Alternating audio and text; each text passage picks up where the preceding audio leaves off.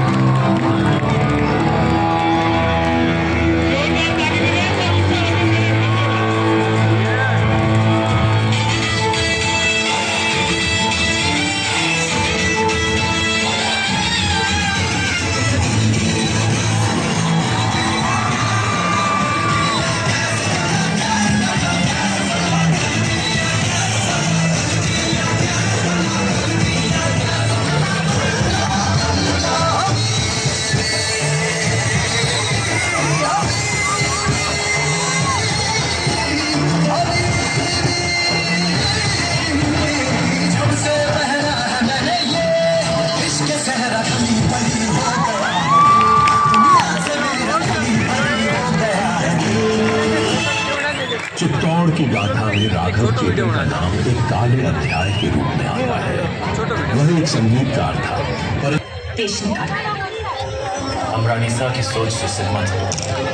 हमारी मुक्ति में मिला। हेलो, कृपया ध्यान दें, व्यवस्था में सहयोग प्रदान करें। प्लीज बच्चे नीचे बैठ जाएं। नीचे बैठ जाएं, एक बार ये पीछे चले जाएं। राघव चेतन ने दिल्ली के सुल्तान अलाउद्दीन खिलजी को भड़काया और बताया कि चित्तौड़ की रानी पद्मिनी संसार की सबसे सुंदर महिला है। राजनीतिक स्थिति ने दुश्मन के लिए इसे अभेद्य बना दिया। अलाउद्दीन ने किले को घेर लिया और महीनों तक दुर्ग पर पत्थरों और आग के गोले फेंके जाते रहे। दुर्ग के भीतर राशन समाप्त हो रहा था और सैनिक थक चुके थे। अलाउद्दीन ने कूटनीति का सहारा लिया और रावल रत्न सिंह को संदेश भेजा कि वह केवल रानी पद्मिनी को देखना चाहता है। रानी के सम्मान और चित्तौड़ के गौरव की रक्षा के लिए यह प्रस्ताव अस्वीकार्य था। सुबह से शाम हो गई रावल जी, हमारे ख्याल से इस खेल में भी चित्तौड़ और दिल्ली की शुरुआत है। बस अब हमें जाने की इजाजत दीजिए। जी, और जाने से पहले अपने खानदान से तो मिला कीजिए। सभी से तो मिला दिया आपको। यही तो है हमारा परिवार। नहीं, ये तो है ही। हमारा मतलब था चित्तौड़ की शान रानी पद्मावती।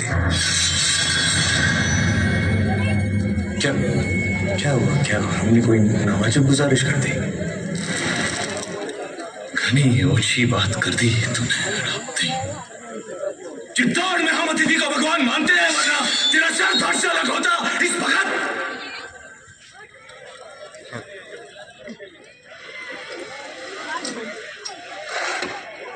लेकिन मंत्रियों की सलाह और रणनीति के तहत यह तय हुआ कि पद्मिनी का प्रतिबिंब जल में दिखाकर सुल्तान की मांग पूरी की जाएगी।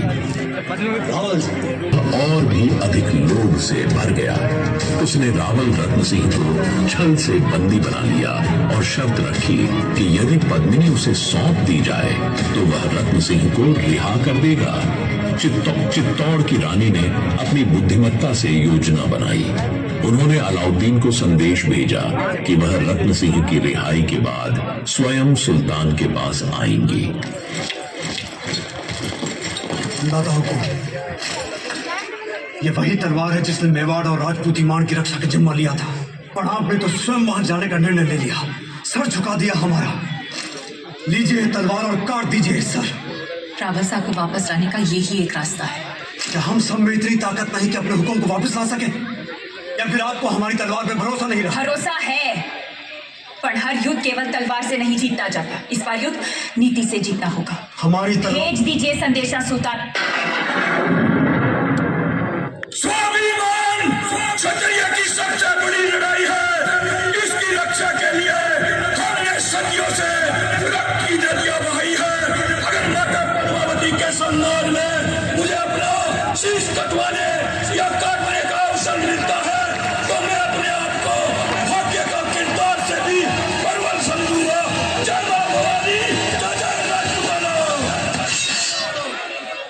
पालकियां तैयार कीजिए, हम कल ही जाएंगे। हुक्म। बादल के नेतृत्व में एक सेना भेजी। गौरा जो रानी के चाचा थे और बादल जो उनके भाई समान थे, अपनी जान पर खेलकर रावल रत्न सिंह को छुड़ाने गए।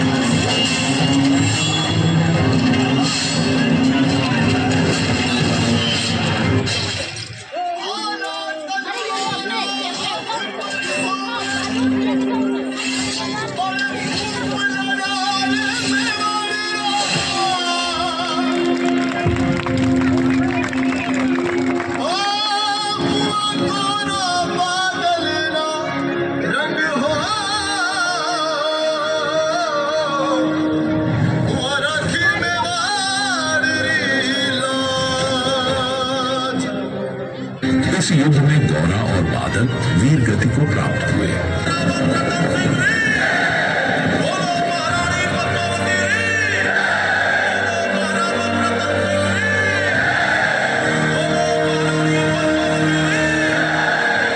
हमारे लिए नहीं, वीर योद्धाओं के लिए होनी चाहिए जिन्होंने मेवाड़ के लिए अपने सर गंवाए, हमारी जान बचाने के लिए जिन्होंने अपने प्राणों का बलिदान दिया। जब तक चित्तौड़ रहेगा, घोड़ा बादल का नाम गूंजता रहेगा। बोलो मेवाड़ के सेनापति घोड़ा सिंह जी, बोलो मेवाड़ के वीर बादल सिंह जी।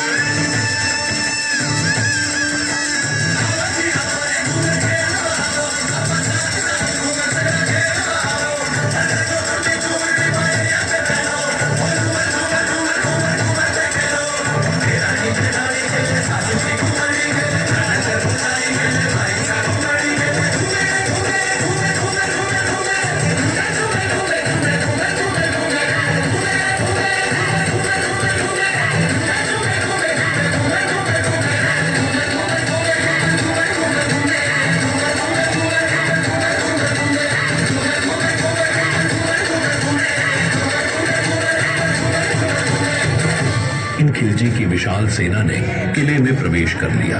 रावल रत्न सिंह ने अपनी बची खुची सेना के साथ अंतिम युद्ध किया। मेवाड़ के हर योद्धा ने वीरता से लड़ते हुए अपने प्राण न्यौछावर कर दिए।